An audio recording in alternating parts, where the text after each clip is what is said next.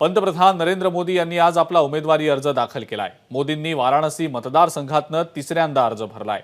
अर्ज दाखल करण्यापूर्वी मोदींनी गंगा पूजन केलं, त्यानंतर काळभैरव मंदिरात आरती देखील केली आणि त्यानंतर काही वेळानं ते जिल्हाधिकारी कार्यालयात गेले आणि आपला उमेदवारी अर्ज दाखल केला।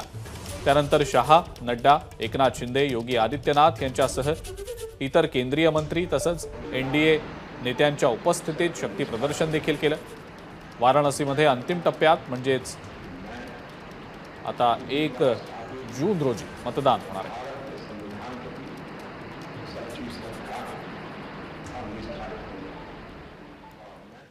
पंतप्रधान नरेंद्र मोदी यांचा उमेदवारी अर्ज भरण्यासाठी मुख्यमंत्री एकनाथ शिंदे आणि प्रफुल्ल पटेल वाराणसीला गेलेले होते। यावेळेला त्यांनी पंतप्रधान मोदीच विक्रमी मतांनी विजयी होतील असा विश्वास व्यक्त केला।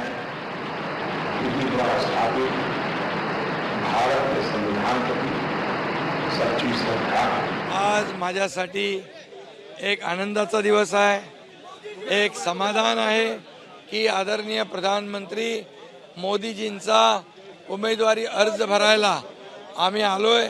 आम्ही भाग्यवान आहोत की आज देशातल्या नाही जगातल्या लोकप्रिय प्रधानमंत्री मोदीजींचा फॉर्म भरलाय आणि म्हणून 2014, 2019 सगळे रेकॉर्ड तुटतील आणि यावेळेस विरोधी पक्ष नेत्याला जेवढे खासदार लागतात तेवढे देखील येणार नाही।